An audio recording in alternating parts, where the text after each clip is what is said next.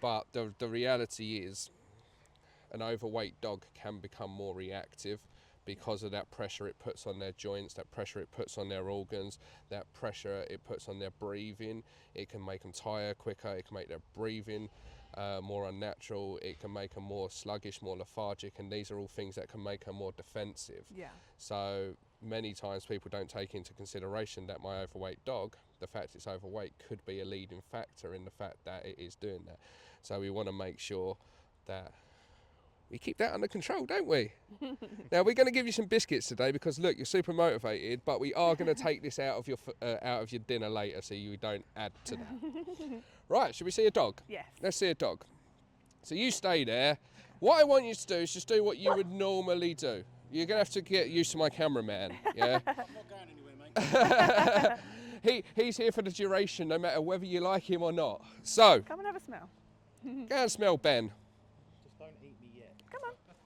Good girl. Yeah, I'm in love with this dog. But then I was just a nice little soft spot for the rescues, yeah. Yeah, we talked about puppies, but I think rescue is the way to go all the way. Oh, of course. Rescues are way better than puppies. Yeah. She was already house You trained. have that, there's that sort of specialness from a rescue, isn't there, Yeah. that you don't get me wrong, it's nice to have a puppy, blank canvas, watch it grow up. But also there's so many dogs that need homes, so if you want to give a dog a home, definitely the way to go. Just move around a little bit, Phoebe, let's see what... She's going to show me up and not do anything. Adina. Let's come and do a circle around us, Phoebe. Clearly doesn't care about dogs. All you have to do is turn up at Southend Dog Training. She's cured. We are that good. People ask what our secret is. It's just we are that good that you just have to turn up. Oi. You. So, but this is also a nice insight because as you can see, right, she's very food motivated. And that's fine, right? She's very food motivated and she loves to sniff. Yeah. Yeah? So we can definitely use that, right, in little scenarios. See the food? But here's a mistake that people make, right? They'll do this. One bit for the dog, yeah, and see how the dog's straight back there, Yeah. right? And then don't let it go too close, right? And it goes straight back there. And watch what I do. I do one bit, yeah, and many times the dog's straight back there. But what I can do, because if that dog stares at your dog can then panic and react. So what I can do, Adina, what I can do is this, down on the floor. Move around a little bit, Phoebe. Just funnel some more down on the floor. So you see how, look, it keeps the nose down. Put your dog away, Phoebe. A little bit more down there, right? And what that does is it keeps the eye line down. It drags out that reward, yeah, makes it more enriching, but also activates that nose. And that sniffing is what dogs do to help them calm down. Okay. Sniffing is how they take in information. The more she sniffs, the more she's curious, the more she can find out information, the more she can relax. When she's fixating, she gets tense. That leads to reacting. Yeah. So we want to encourage this. The dog will always tell you what motivates them if you stop panicking about what that dog's doing and actually listen to what your dog's doing in that moment in time. Yeah. Right, let's get Bentley out. So what I'm going to get to do, walk down there and we'll symbolise walking past each other, yeah? But you don't have a bad dog. There's no such thing as a bad dog, only bad owners. And what's going to happen is Bentley's going to come out and I'd like you to walk past Bentley as if it was on the road, Okay. if you're comfortable doing that. Yeah. On the streets, just walking past.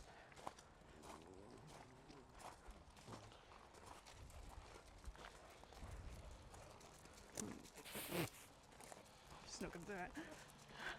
So that's good. That's yeah. That not normal reaction. Normally she pauses, she fixates as soon as before it's come towards her. Then she's nails in, she's ready to lunge, and if as they come towards, she'll scramble, and you have to pull her away. But does she lunge, bark, try to get at the dog? Yeah. Is she vocal? Yeah. Come this way, dude. Just come and stand by me. She's not going to do it. That's all right. See? Oh, hello. Hey. That's it, put Bentley away. She's not bad. She gives you ample warning. The tools you're using are going against you a little bit. That harness isn't doing you any favours. Harnesses are originally invented for a dog to pull, for a dog to track. Okay. Yeah, so dogs that would pull carts on farms, dogs that would pull sleds, dogs that would be out in front dragging its owner as it's looking, dragging the handler as it's looking for somebody that's lost in the wilderness. They're all on harnesses. Okay. The reason being is because you want the dog to be able to pull and take that lead. Now, all dogs know how to pull. It's basic mathematics. They've got 4 legs, we've got 2 legs, so they're naturally going to move faster than us. Yeah, that's just the way it works. Then we reinforce it by basically moving forward when that lead's tense. Now, when you've got a dog on a harness that is pulling, many times when it sees something, you have to start pulling back, and it can create a little bit of frustration, a little bit of agitation. Yeah, so we don't want a sled dog at this moment in time. We don't want that. So you can teach the dog to walk nicely with a harness, don't get me wrong, but you're kind of using the wrong tool. Okay. Yeah, it's a bit like trying to unscrew something with something other than a screwdriver. Sledgehammer. Yeah, you might be able to do it, Okay.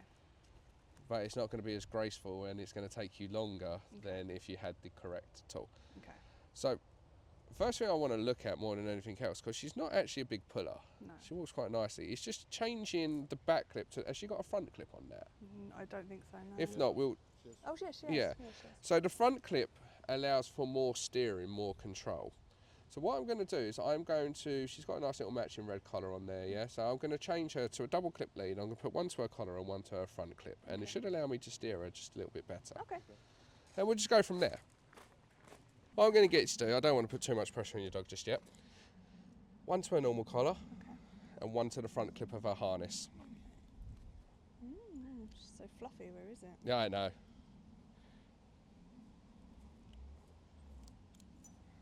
And then that one to the front clip of her harness. The dog, I don't want it out in front of me. That puts her in that I kind of need to control this bubble that we're in. I need her to learn that you're going to keep that bubble intact and that bubble's safe. Okay. So when it's safe to do so, we can go on in and we can let her go in front, we can let her sniff. Of course, the same rules apply. She's not allowed to pull or drag my arm. Yeah. But we want her, we'll just walk around a little bit, but we want her to learn that a position is more here by my side. Yeah, not going past me. And I'm just using the front clip of this harness and this lead right here to keep her kind of with me a little bit more. We'll go around a little bit. So when she starts to forage too far in front, all I'm doing is just pulling up on her normal collar just a little bit. What I'm saying is just slow down. So it's subtle little communication. I'm not asking too much. I'm not being harsh. I'm not yelling at her or anything like that. I just want her to stay kind of in this little bubble. Does that make sense? Yeah.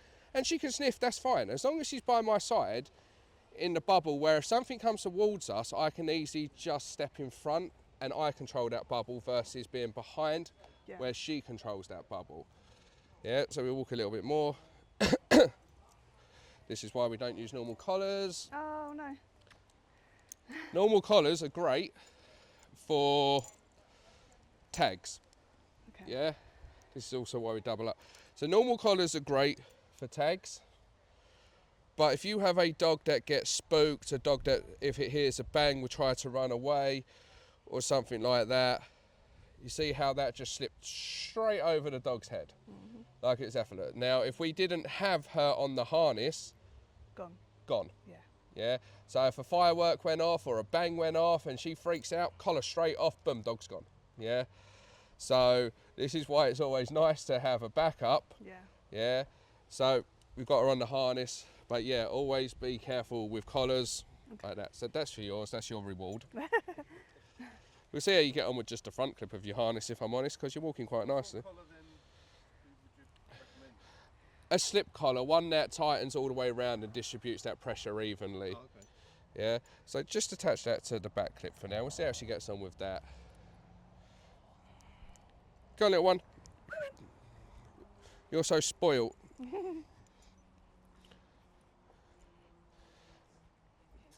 She's off. She's off. Let's go. Don't worry about my cameraman.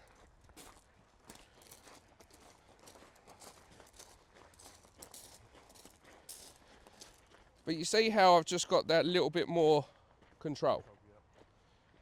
Because it's about being able to control that head a little bit, yeah, and that body. Okay. So on that back clip, all that happens is we pull back, that creates that restraint, she pulls harder. This allows me to, see that, I can just steer. Yeah, so I can steer her out of trouble. Okay. And what I want is eventually still nice relaxed lead by my side. Come on, you. You're very spoilt. Yeah, she wants to be by my side. Yeah. No, come with Adam. Now, the reason that is because she is spoilt. Okay. Yeah. So she's not coming to you because she loves you the most and things like that. She's trying to get to you because this man's trying to make me do something that I don't really want to do. When I'm with you, I can kind of jump up and you're going to stroke me. I can look at you lovingly and you're going to stroke me. When I'm here, everything's nice and comfortable. Yeah. But try and get a spoilt child to step outside their comfort zone or do something they don't want to do, or welcome to the real world. Tantrum. They have a meltdown, and that's what happens here. Here is her little comfort zone, but she also, because that is her comfort zone, her safe space, anything that comes near it, she feels she has to defend. Okay. Yeah, that's also why she's becoming reactive. I need her to learn that good things can happen outside your comfort zone. Yeah, that's where you learn, that's where you grow, that's how you build. Okay. She doesn't know it at first. Right now she just wants to be in that little blanket safe space. Yeah, but she needs to learn that outside that nothing bad's happening. Yeah, so come on, you, let's go for a little walk. Good girl. There we go. Biscuits. Biscuits. Yeah.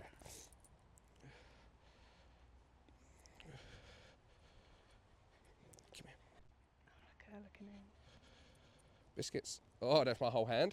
It's all right. I won't tell if you don't. So this way. Come here. Good girl. So what I'm trying to do is just keep her away from her little safe zone right now, so she can learn that good things can happen outside of it. Like now, she's learning good things happen. When she goes a little bit rogue, let her have a little stretch. I'm just giving a little tug on the front clip of her harness. Nothing major.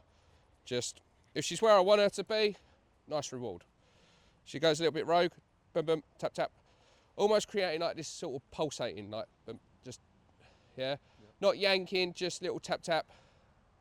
Nice little reward. Yeah, little tap, tap, nice little reward. So she's learning that tap, tap pays to look this way. Something I can also help her when she sees the dog, because if I start to go tap, tap, see how she starts to look that way, she can get a reward. So if she sees the dog and I go tap, tap, she knows that means rewards coming, yeah? So this tap tap on the front of her harness can kind of become a precursor to good things happening, yeah? Whereas I can't really do that on the back of the harness because she's digging into it and it's constantly tight. If you look at my lead, everything's about making sure my lead's not tight, yeah? Go on, dog. Good. So if it goes tight, just want to reel it in a little bit. Feet. Can you bring a dog out? So walk towards me a little bit. She hasn't spotted it. So just go this way. So where is it? She completely doesn't care about the dog. Come here. Tap tap. Yeah. You just use that to steer. Look in, tap tap. Yeah, you don't have to say tap tap every time. I'm just kind of just breaking it down for you. Look in. You're actually finding this is a fun game. She's quick. She is. Yeah, no, massively. Walk towards that bin and back, Phoebe. Tap tap. Yeah. She's not bad. She just lacks that direction because you're panicking. See, look, she get, wait, tap, tap.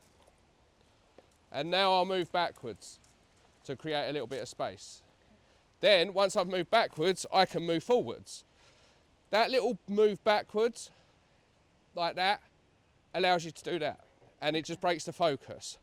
So when I say move backwards, wait, I'm not saying walk backwards, walk backwards. People are, I'm going to fall over, I'm going to trip over. I'm not asking you to walk backwards all the way down the road where you came from. What I'm asking you to do is walk backwards, because that motion backwards contorts the dog to look at you. That breaks the focus. If the dog's not fixating, it's not reacting. That little break in focus is enough to then do a quick charge forward and go with you. So Phoebe, turn and face me. So if I walk towards Phoebe, come on you, tap, let's go. I know. So we go forward, backwards, and then we can forwards. And we can pass the dog nice and easy. Does that make sense? Yeah. Walk past each other again, but stay nice and relaxed, head up, shoulders up. You see the dog's looking a lot, so communicate. Come on. Yeah. So in that scenario, we left it a little bit too late. So what's happening, all right, you can have a biscuit. What's happening is as your dog's walking, you're looking that way, your dog's looking at Ben. So if we imagine Ben, my cameraman, is the visual, right? So you're doing this, you're looking straight at front, which is what you should be doing, Yeah. but your dog is doing this, And I'm missing it. leaning into it, and there's no communication. So remember what I said, that fixating leads to reacting. So your dog starts by fixating, and as it gets closer and closer and closer, it goes, rah! Yeah?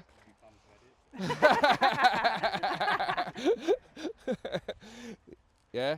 So in that moment, we need to take a side step, Okay. tap, tap, get that focus back. Okay. Yeah? So we're going to walk past Bentley. You're going to keep her with you, nice and chilled out, head up, shoulders up. Remember, it's just a game. Dog training's fun. Don't let it stress you out. It's fun. Okay. Yeah? Everything's fun. It's about teaching her good things happen. It's about teaching you to loosen up, right? Everyone is just, it's a game. Sometimes we lose, but we play again. Okay. Yeah?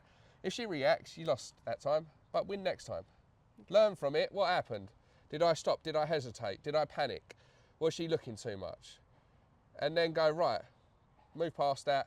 Next one's a new game. We're going to make sure that we're faster. We're going to make sure that we're not letting her fixate. Yeah? And you learn from those little losses. If we don't lose, we can't progress. Yeah? Losing is humbling. Making mistakes, you learn from it. Yeah? Nobody's perfect. Everybody makes mistakes. It's how you deal with that. Don't let it set you back. Don't let it panic you. Just keep moving forward. Off you go. Walk past Dan. I love this stuff. No. Yeah, that sucked. It's all right. We'll do it again. But we're going to change some shit. Put Bentley back for me, dude. Hey, come on, let's go and take her. Let's go. There you go. First time you was negotiating. Yeah, it's like, are you ready? And she's like, no.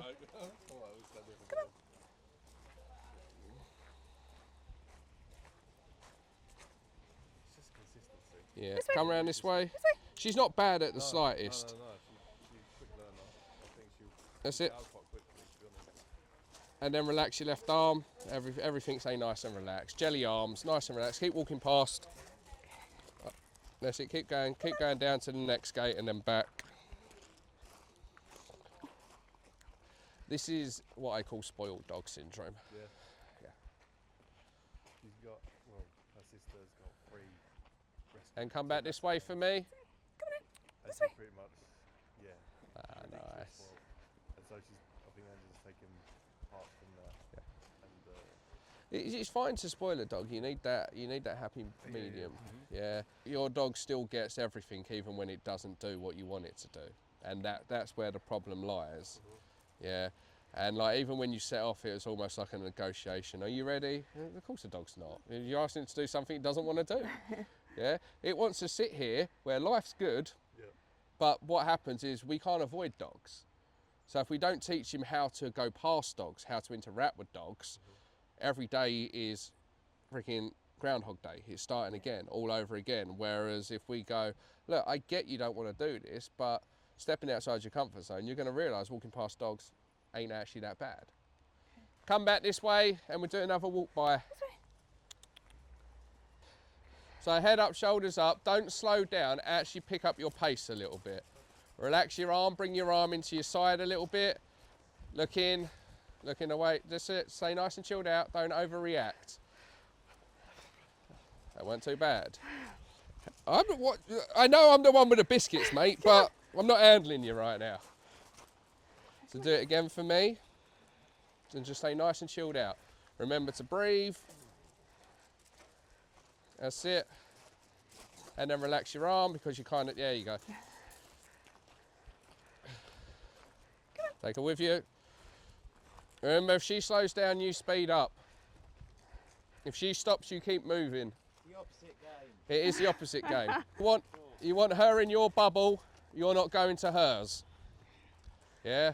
So if she drags you left, you go right. You don't have to keep turning around like you see some people doing, but if she slows down, you speed up. Go in there, nice, everyone's a winner.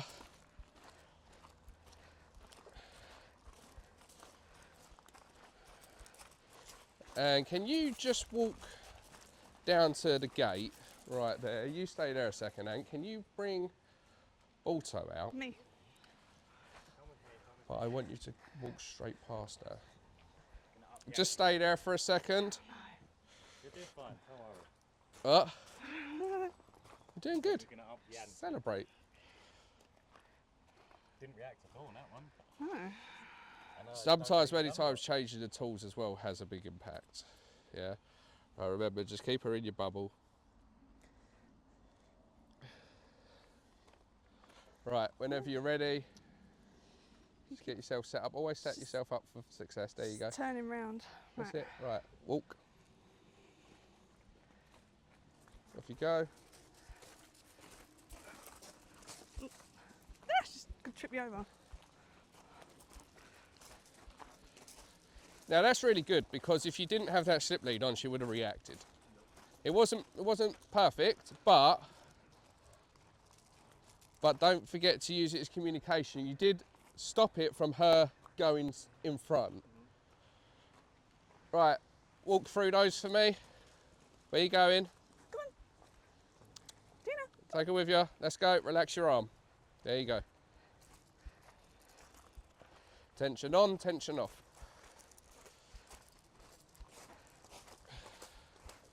Go through, looking too much. That's it. Relax your arm.